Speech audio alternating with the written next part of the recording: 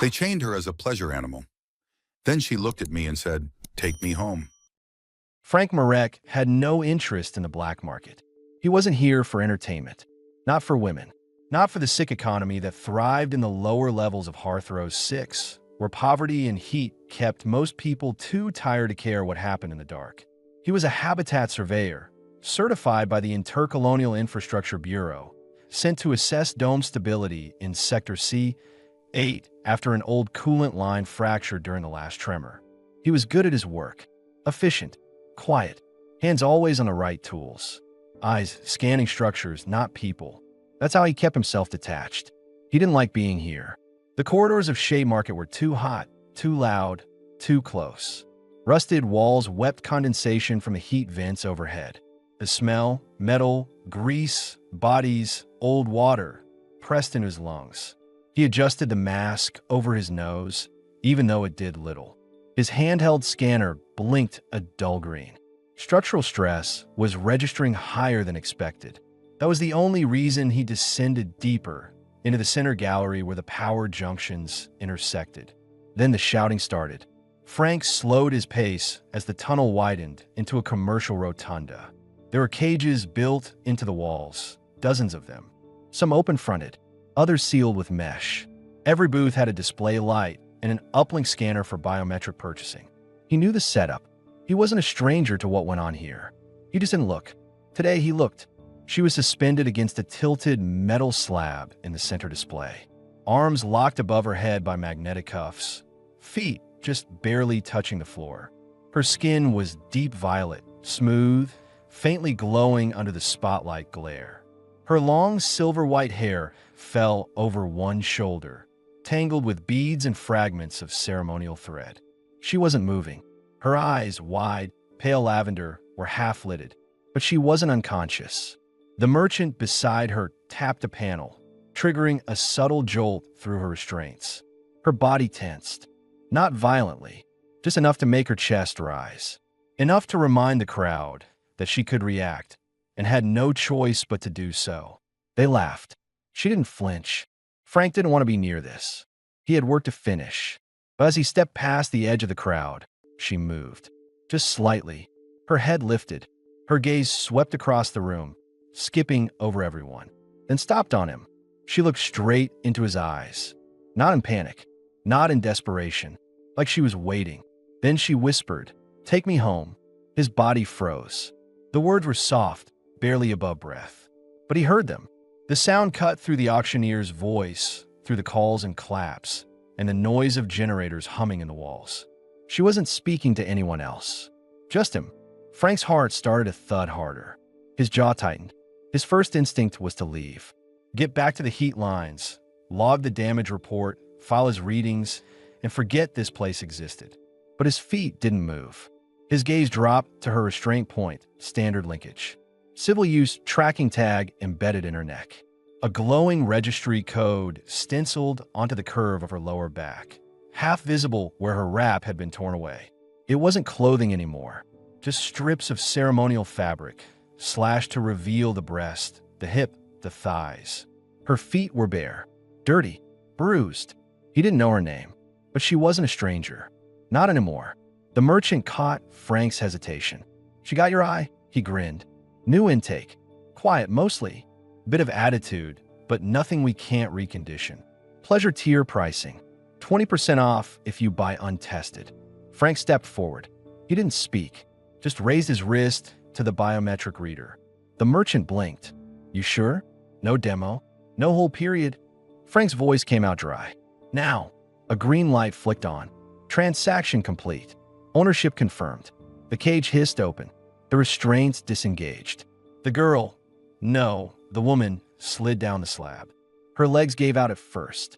Frank caught her instinctively. She wasn't dead weight. She shifted just enough to stay upright, using his arm for balance. Her skin was cold and damp. Her fingers curled into the fabric of his jacket. Her breathing was shallow. "Are you injured?" he asked. No, her voice was quiet, controlled, just tired. "Can you walk?" "I will." He guided her out without another word. The crowd didn't protest. They'd seen this before. Another buyer. Another unit claimed.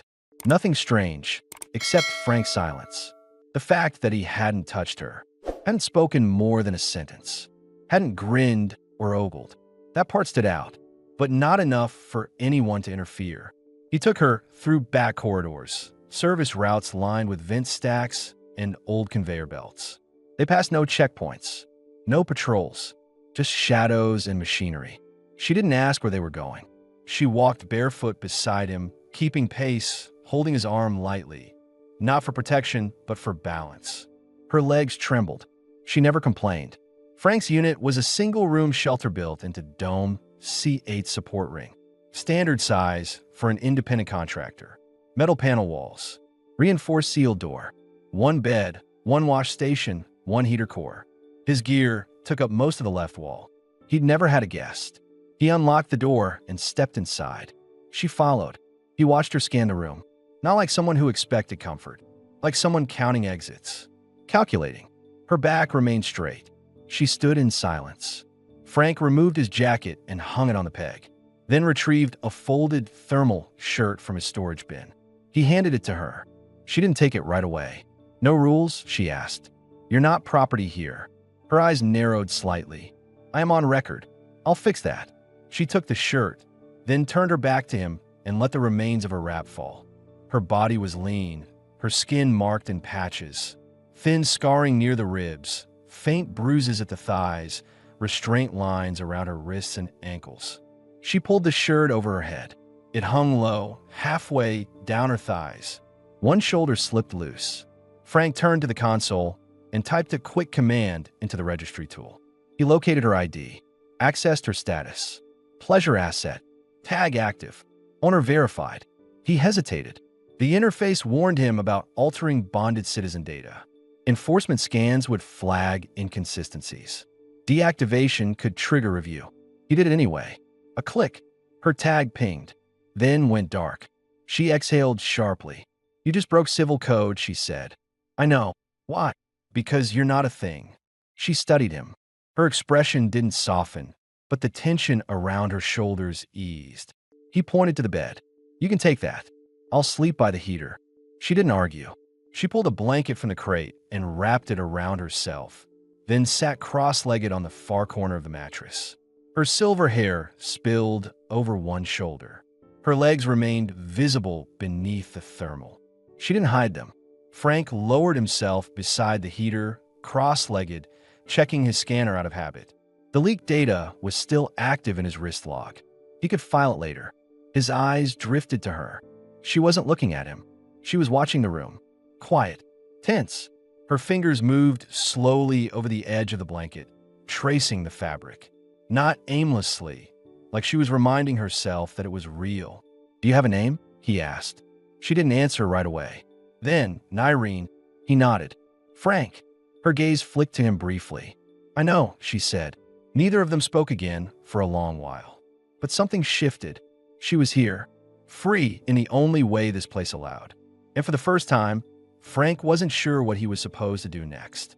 He'd never bought anyone, never crossed this line. But something in him had made the choice. Not pity, not lust. She had looked at him like a person, and he couldn't walk away from that. Frank didn't sleep that night.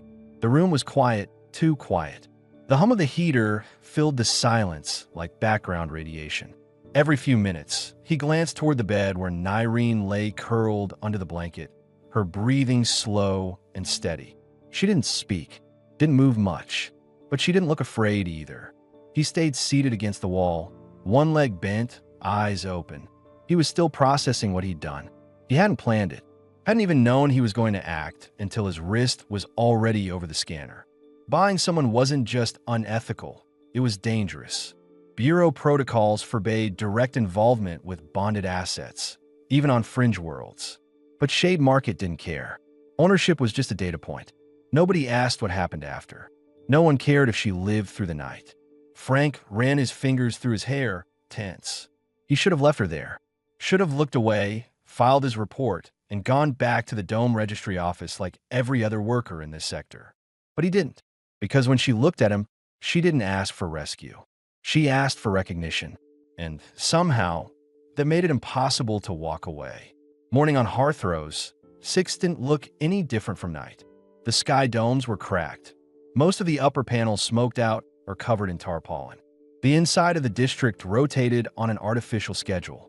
A new day started with a low tone from the environmental monitors and a reset of the digital clocks lining the corridor hubs. When the tones sounded, Narration stirred. She shifted under the blanket, the thermal shirt riding up her thighs as she sat upright. Her hair was loose, tangled, falling over her shoulders. Her expression was unreadable. Frank stood and stretched. "You hungry?" he asked. She didn't answer right away. Then she nodded once. He walked over to the warming plate and unpacked one of his ration packs. Hydrated meal paste. Basic nutrition blend.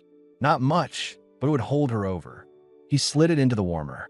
She looked around again, still scanning the room in slow, measured glances. Not fear. Habit. Her voice came softly. "Where are we?" "My HAB unit. Dome C8. Upper Western Block. It's coded under salvage ops, so the scanners don't flag motion unless I leave the building." "You live alone." It wasn't a question. He nodded. "No partner. No crew. I contract out to the Bureau. Small jobs. Safe work." Narration leaned forward slightly, her knees drawn up, arms folded loosely around them. "You didn't ask what I did before." Frank turned toward her. "Didn't think I had the right." She blinked at that. A flicker of something. Maybe surprise. Maybe confusion. "I was a translator," she said. 3 dialects. Therian Core, Tongue, Trade Crest, and Interlink. I worked in embassy halls on Raylos Station. Frank froze mid-motion. "You were diplomatic staff?" "Before the collapse. Before the asset reallocation programs." She said it flatly, like repeating a legal clause she'd memorized to protect herself. "They stripped anyone with dual citizen status. So we were high risk. I wasn't sold for what I knew, just for how I looked." Frank lowered the steaming packet of food onto the crate beside her. He didn't speak. She didn't look away. "Do you want me to serve?" "No." "Do you want to touch me?" "No." She studied his face. "Then what do you want?" He sat down across from her, cross-legged. The heater between them cast a soft glow on the metal floor. "I want you to eat. Washington rest. Speak when you feel like it. Stay quiet when you need to. That's not what most buyers want. I'm not like most buyers." "Why not?" Frank hesitated. Then, "Because I didn't buy a thing. I bought time. A window.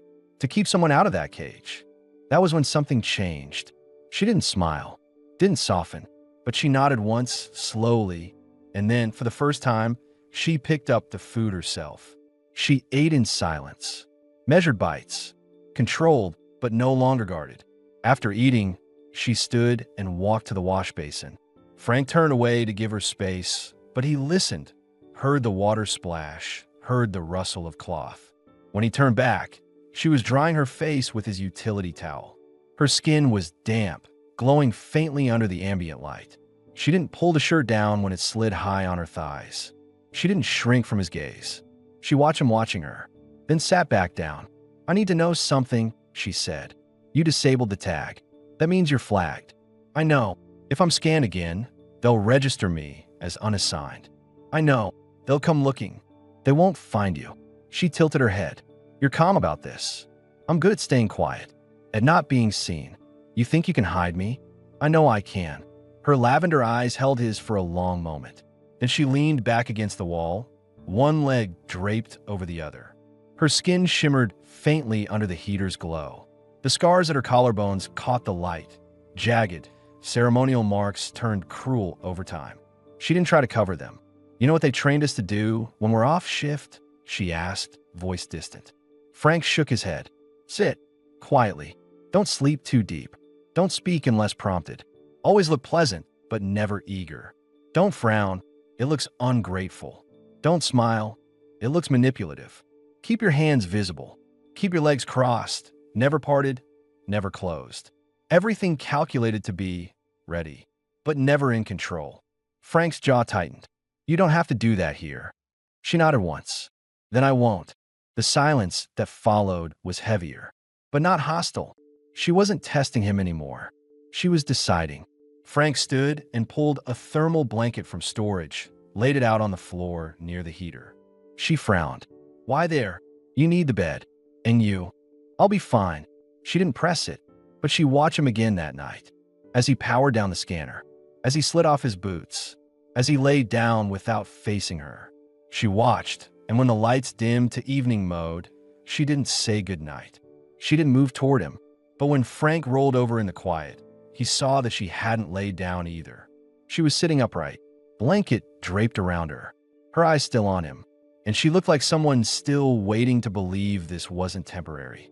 He understood that look, because deep down, he wasn't sure either, but he was going to make it real, even if the whole system turned against him. The next morning, Narration was already awake when Frank opened his eyes. She was sitting on the edge of the bed, wrapped in a thermal blanket, her feet bare and tucked beneath her. She wasn't watching him anymore. Her eyes were fixed on the cracked mirror across the room, studying her reflection like it didn't belong to her. The ambient heater cast a slow-moving glow behind her, softening the blue-purple tone of her skin. Frank sat up and rubbed the sleep from his eyes. His muscles ached from the floor, but he didn't complain. He wasn't used to sharing his space. But for some reason, her presence hadn't unsettled him. He stood, pulled on his jacket, and checked the power meter. Their consumption was up, just slightly, but enough that someone watching system logs would eventually notice. He'd have to start hiding usage. Sooner than expected, Naration's voice came quiet, not looking away from the mirror. You didn't touch me, even when I was unconscious on your shoulder. Frank glanced at her, then nodded. Didn't see a reason to. She finally turned her head. Most don't wait for one. Frank walked to the sink and poured a half cup of clean water. I'm not most. She didn't thank him, but she took the cup when he offered it. You need clean clothes, he said. Something that fits. We'll need to go up level. That got her attention. You want to take me out? If you stay here too long without registry data, it'll flag the structure. Low activity, suddenly showing 2 people instead of 1. The system assumes either theft or unauthorized cohabitation. And if they scam me, they won't. Not if I take the side lifts and route through the dry corridors. You've done this before. No, but I've watched how it's done. She stood, letting the blanket fall behind her. She didn't adjust the shirt that clung loosely to her hips or covered only one shoulder. She watched him instead, still testing. But the edge in her expression was softer now, more like curiosity than defense. Frank opened a locker and pulled out a weather-stained satchel, then passed her a pair of dark leggings he'd used as insulation wrap. They'll be loose. Tie them if you can. She took them without comment.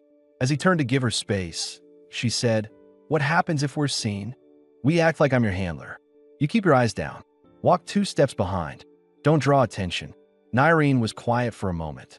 Then she spoke without emotion. I know how to do that. The market streets 2 levels up are busier during midday. Vendors shouting, cart engines sputtering, steam pouring from broken vents. They walked side by side at first. Then she shifted behind him as instructed. Her bare feet were now covered by spare field shoes, laced tightly. Her hair was tucked under a worn hood from his gear bag. She kept her head low. Frank guided them through service alleys and down and used loading ramps, weaving between the groups of workers and dockhands. No one looked twice. That was the trick.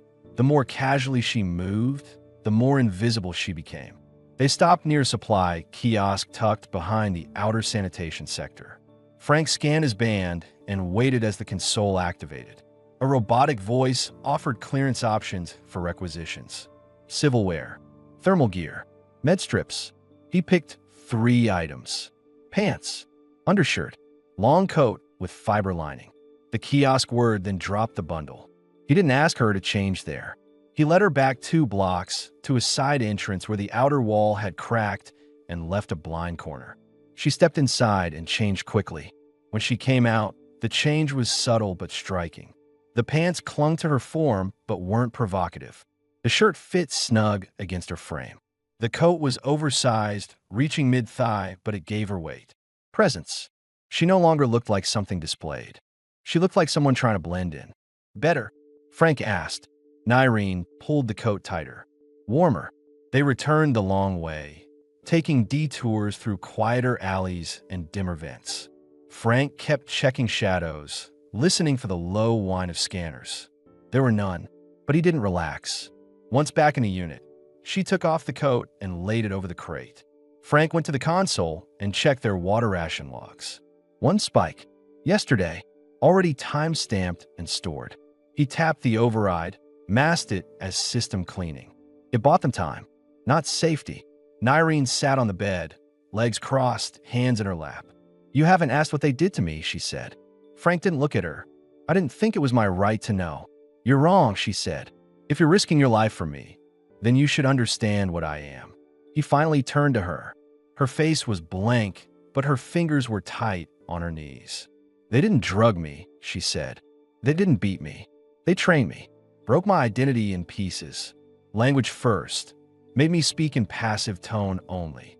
Then routine, sleep on cue, rise on signal, eat when given, not before. And they used the touch command every day, until my body reacted to pressure without thought." Her breath hitched slightly. "They made obedience feel like relief." Frank said nothing, just let her speak. "It wasn't until I stopped responding that they stopped feeding me.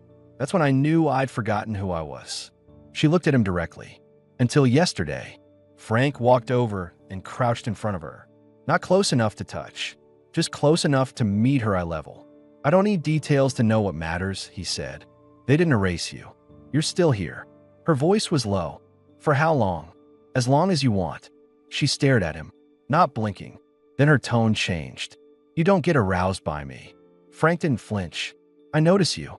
I'm not blind, but I'm not going to use you to satisfy guilt." "What if I wanted you to?" He met her eyes. "Then I'd wait until you asked without needing to test me first." That landed like a stone. She looked down, then nodded. That night, she didn't sleep on the bed. She moved the blanket to the floor, beside his. When he lay down, she lay next to him, not touching, but close. Close enough that their breathing matched. No words were exchanged, no promises made, but the distance between them had changed, and neither one reached for the light. Frank woke to the subtle pressure of warmth at his side. The room was dim, still tinted with the soft orange glow of the heater core. No alarms, no notifications, just the sound of slow breathing. Narration lay beside him, not touching, but not far. She had shifted during the night, drawing slightly closer. Her leg was just near his. Her breathing was steady. Her expression relaxed. Frank didn't move, not for a long time. He studied the lines of her face in the morning quiet. The small ridge of scar tissue just under her chin, likely from a restraint collar. The faint marks across her cheekbones, sun-faded ceremonial pigments, now nearly invisible. She looked less guarded in sleep. Not soft, just free from calculation. That was new. When she stirred, she didn't flinch. She opened her eyes and looked directly at him. "You didn't move," she said. "I didn't want to wake you. You watched me." He didn't deny it. Her voice was calm. "That's allowed." Frank sat up slowly, rubbing his face. "You okay?" "I'm not sure yet." She sat up too, drawing the blanket around her. "But I didn't expect to sleep at all. That's something." He stood and crossed to the console. The registry log blinked. Minor notice. Environmental activity detected. Occupant energy usage above baseline. A routine scan. Automated. But it was the second one this week. He disabled the alert.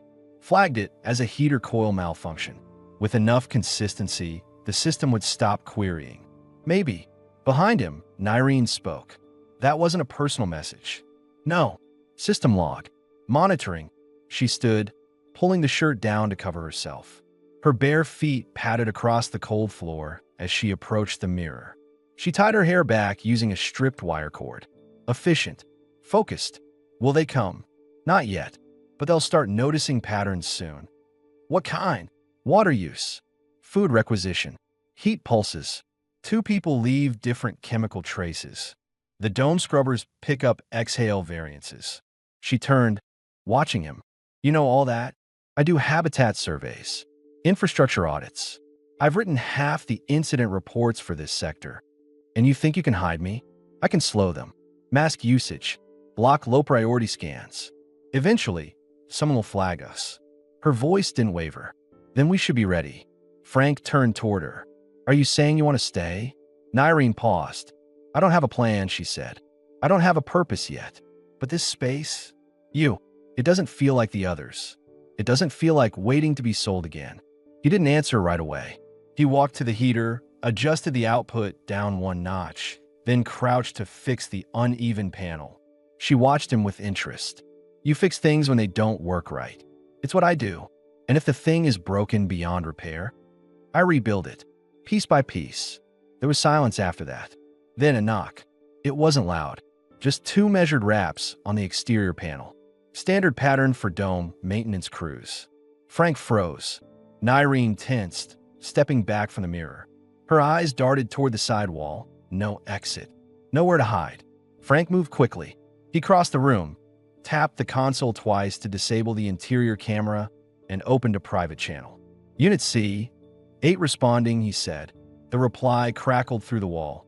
Routine air filter check. Your scrubber unit pinged a delay. Should be cleared within 5 minutes. Open for inspection. Frank's mind raced. If they came inside, they'd see her. One look. That's all it would take. No need, he replied. Already cleared the intake. I'll upload the inspection record now. Copy that, the voice said. Send within 3 minutes. Frank shut the channel. His fingers flew over the interface. He copied an older inspection file from last month, modified the timestamps, replaced the scrubber data with a clean report. He spoofed the sensor log using an override code from his bureau license. The report went out. After a long pause, the panel buzzed again. Acknowledged. Stay clear of the intake panel during tomorrow's cycle. That's all. No one entered. Frank let out a slow breath. Behind him, Narration was still against the far wall, not breathing. He walked to her. It's okay. They're gone. Her eyes stayed locked on the door. That's what it'll feel like, isn't it? Just a knock. Then gone. Frank nodded. That's how they do it. She sank down onto the bed slowly. Her hands clenched the blanket, knuckles pale. Frank crouched in front of her. You're not going back in a cage. She looked at him, not suspiciously, just deeply. I believe you want that, she said. But you don't think it's possible. I think everything has a cost. He didn't argue. Instead, he reached into the storage crate and pulled out the backup power coupler he'd been working on, set on the table, then opened the chassis to start rerouting the main output lines. What are you doing? She asked. Decoupling the heater draw, making it look like you left yesterday. That's a lie. It's survival. She sat beside him. Then, after a beat, can I help? Frank didn't look at her, just handed her the pliers. They worked in silence, side by side. No orders, no roles, just 2 people rewiring a lie. Later, when the fix was complete, she didn't move back to the bed. She sat beside him on the floor, close, not touching, but enough that he could feel the heat of her skin through his sleeve. And when she spoke again, it was soft. If I choose to stay, will I be yours? Frank turned to her. No, he said, but I'll be yours, if that's what you want. She didn't respond, not with words. She reached for his hand, slow and deliberate, and held it in her own. And for the first time since she whispered, "Take me home," she didn't seem afraid of what came next. The next few days passed in quiet increments. Nothing dramatic. No knocks. No sirens. But the tension never fully left. Frank worked. Not officially. His bureau logs remained idle. But inside the unit, he adjusted wiring, reprogrammed energy signatures, and restructured the thermal output grid to mask dual presence. He didn't speak much while doing it. He didn't need to. Narration watched carefully, absorbing every move, and when he reached for tools, she was already handing them over. She never asked permission to help. She simply did. Their days settled into something like rhythm. Frank cooked. She cleaned. He patched the wall seal. She sorted his stacked gear crates and repaired 2 broken water hoses with a heat strip and a clamp. Once, he found her sitting at the console, reading archived dome layouts. She taught herself how to access maintenance overlays. When he asked her how, she just said pattern recognition and boredom. But it wasn't boredom. It was something else, something he hadn't realized she was regaining. Agency. She started choosing when she dressed, sometimes staying in the thermal shirt, sometimes wearing the fitted undershirt and pants. Once, she wore nothing under the long coat, sitting beside the heater with one leg curled beneath her. She never explained why. She didn't have to. Frank didn't comment, but he noticed. He noticed the way she moved now, less cautiously, more naturally. He noticed she slept deeper, that her hands no longer twitched at sudden noises, that she made soft sounds in her throat while thinking, tiny, reflexive hums, like music notes she didn't mean to share. One morning, she stood beside him while he worked on the purifier valves. The distance between them had closed without announcement. Her hip brushed his side. She didn't move away. Neither did he. Later that same day, a system alert arrived. Registry notice. All current bonded assets must confirm usage status within 72 hours for population audit. Failure to validate will result in reassessment scheduling. Frank read the message twice. Then again, his stomach turned. "They're checking," he said. Narration stepped beside him. "How bad is it? If we do nothing, the system flags you as inactive asset, a category that usually means abuse, hoarding, or misplacement. Which means they send someone? First a system query, then a review, then physical inspection." Narration crossed her arms, eyes narrowing. "Can we fake the validation? Maybe, but it'll need biometric input. They'll expect a real usage timestamp from a bonded device. That data gets cross-referenced. And if they don't get it, they flag this unit. And me." She was quiet. "Then we do it." Frank turned to her. "You understand what that means?" "Yes. They'll see activity in your name, and they'll think you used me." Frank's jaw clenched. "I don't want that on your record, even if it's a lie." Narration stepped close. She reached past him, typed on the console. Fast. Precise. "You won't do it," she said. "So I will." He caught her wrist. "Wait." She looked at him, unflinching. "This is my risk. You've taken enough." Frank held her gaze. She didn't blink. Her pulse under his fingers was steady. He released her. She navigated to the audit screen, bypassed the automated interface, and opened a manual input panel. "I used to write logs like these," she said. "Back when I was a translator. Everything had to look routine, functional, but still plausible." She entered her ID code, reactivated her dormant tag profile just long enough to register one logged interaction. Bonded asset, Narration, registry code #TX 5-147. Owner interaction log, confirmed. Usage type, private civil cohabitation, Tier 2. Notes, minor verbal interaction. No physical report required. Compliance level, standard. She closed the file. Frank stared at her. "They'll think I'm your companion," she said. "Not your prisoner. Not your property." He blinked slowly. "You really just did that." She stepped back. "I didn't do it for you." He nodded. "I know." Later that night, Frank sat near the heater again. The floor was clean now. She had scrubbed it earlier with old fabric strips and filtered water. She sat on the bed, one knee bent, hair down, damp from washing. The coat hung open. The fitted shirt clung to her chest, half-buttoned. She was warm, clean, and visibly tired. He looked at her. She didn't look away. "You're not used to being looked at like a person," he said.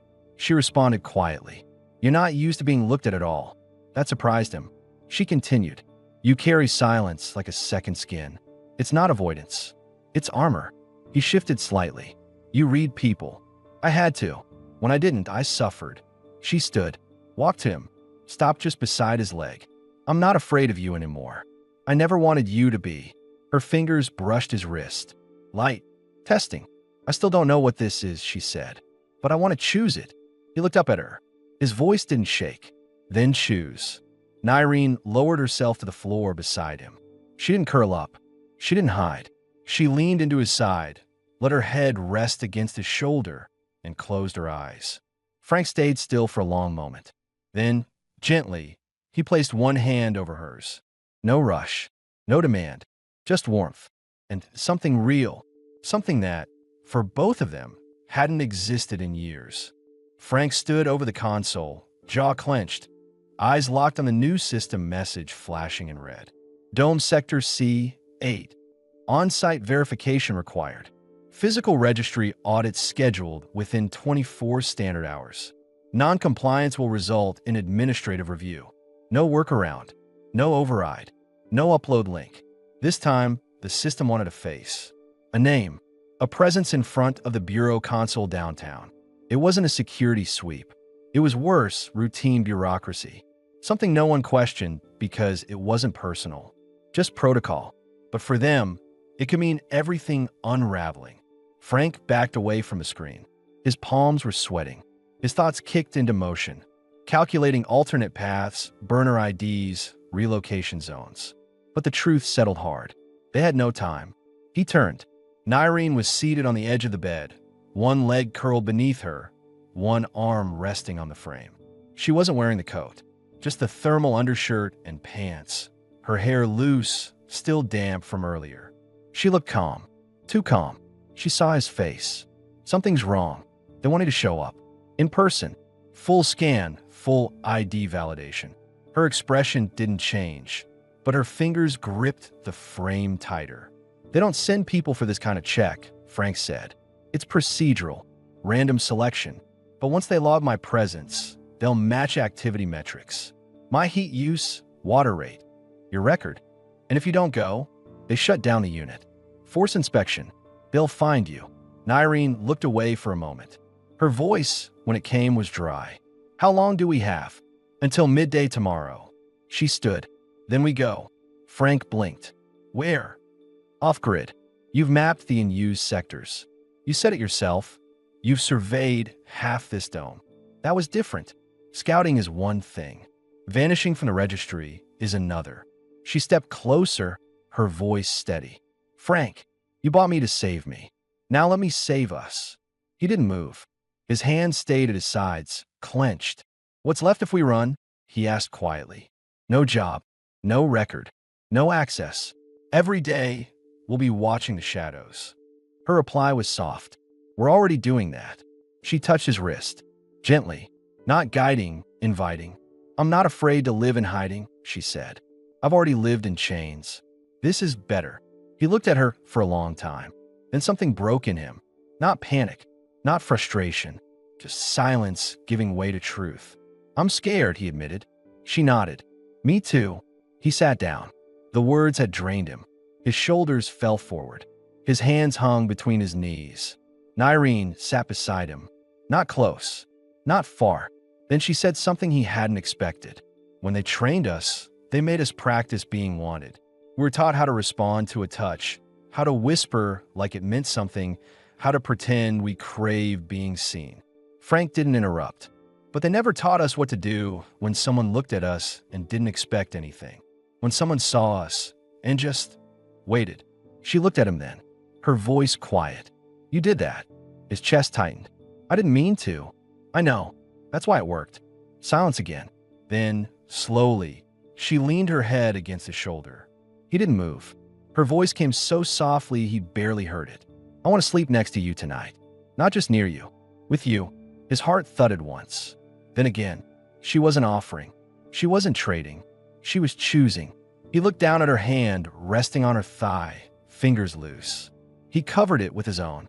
They didn't speak. Later that night, they shared the bed. She curled against him, one leg over his. Her skin was warm against his chest, her hand tucked under his arm. She breathed slowly, steadily, her eyes half-lidded as she traced a single line across his ribs with her fingertip.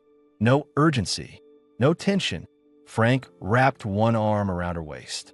He kissed her shoulder once, just once, and let the moment be whole. It wasn't about pleasure. It was about finally being seen. About two people, alone in a world designed to erase them, making space for something else. Something that, by morning, they'd have to fight to keep.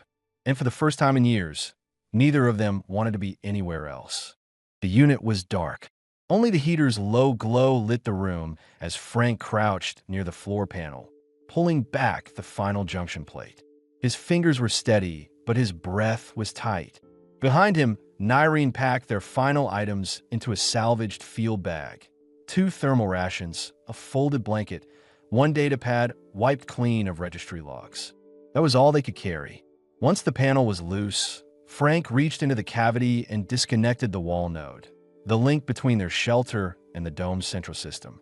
The moment the connection severed, a faint chime sounded. Nothing dramatic, but every screen in the room blinked out. They were off-grid now. No more scans, no more power pings, no more safety net.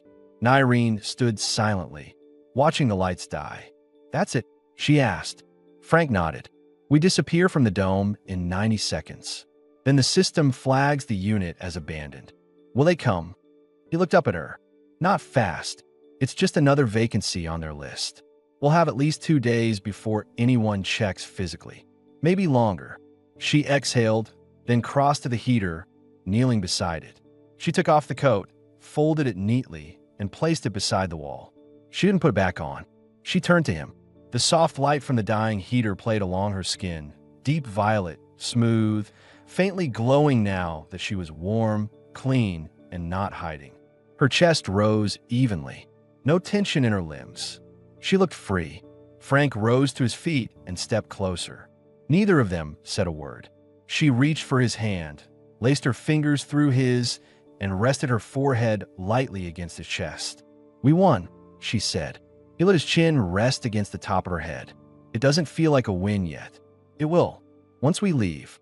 She pulled back slightly, reached into the collar of her shirt. Her fingers found the edge of the subdermal registry implant, the one they deactivated days ago. She looked him in the eyes. "Do it," she whispered. Frank hesitated. "You're sure?" Her voice was steady. "It's the last thing that doesn't belong to me." He pulled the tool from his belt pouch, a low-power pulse cutter, designed for cable removal, not surgery. But the layer was thin. She tilted her head, exposed the base of her neck. Frank made the cut carefully. The tag came free with a small flicker of light, then dimmed in his hand. She didn't flinch. When it was done, he set it gently in a cloth wrap and placed it into the waste chamber. Narration turned to him, her voice softer now. "That was the last part of who I was that they gave me." He didn't say anything, just pulled her into his arms. She leaned into him fully now, chest to chest, hip to hip. No barriers, no need for them. They lay down on the floor together, the last warmth of the heater fading as they tangled under the thermal blanket. Skin to skin, no urgency, no performance, just presence. Frank brushed her hair back as she rested her head against his chest, her legs tucked over his. Her fingers traced lazy lines across his shoulder, and he let his hand rest gently along the curve of her back.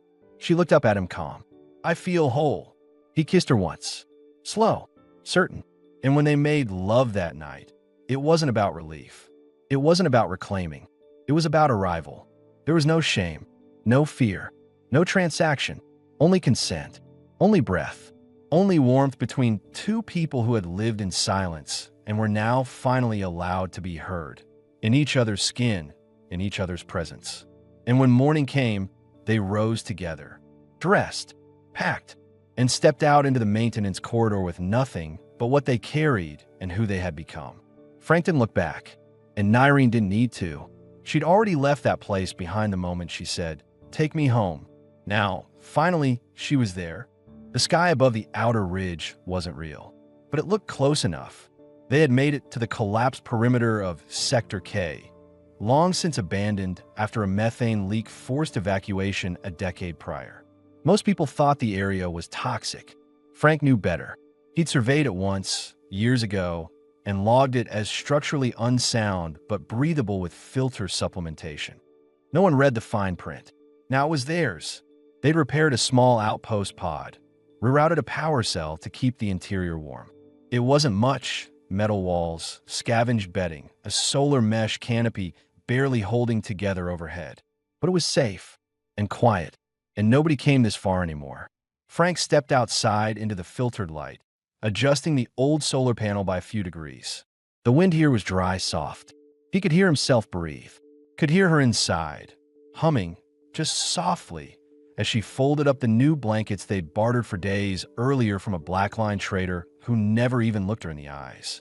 She was different now, more upright, more intentional. Her voice had gained weight again. Her footsteps sounded sure. She laughed sometimes, not often, but when she did, she didn't pull it back. He turned when she appeared in the doorway. She wore only one of his shirts, unzipped, open in the collar. No pants, just bare legs and the confidence to stand that way without fear. "We have water stored for 2 days," she said. He nodded. "I rotated the panel. Should hold charge through tomorrow." She crossed to him slowly, eyes fixed on his. Her expression was soft, but serious. "Come inside." He followed her without a word. Inside the pod, the heat was steady. The solar filament glowed amber along the upper wall, casting a low golden light across the bedding. The air smelled of dust, clean metal, and faintly of her skin, something sweet and grounding. She sat down and waited. He came to her, dropped his shirt, sat close. Their knees touched. "I think," she said, "that I want you to touch me tonight." Frank blinked. "We already—" "No," she said quietly. "That was closeness. That was healing." She reached for his hand, placed it slowly over her heart. "This is mine now. This choice." Frank nodded, slow. She lay back, pulling him with her. The blanket fell aside. She opened the shirt fully, letting it slide from her shoulders, then tugged at his belt, deliberate but gentle. No rush. Her eyes never left his. Their bodies met slowly, carefully. She let him kiss her, neck, collarbone, chest, his mouth moving down her skin with reverence, not hunger. She guided his hands lower, arching into his touch, not for performance, but for presence.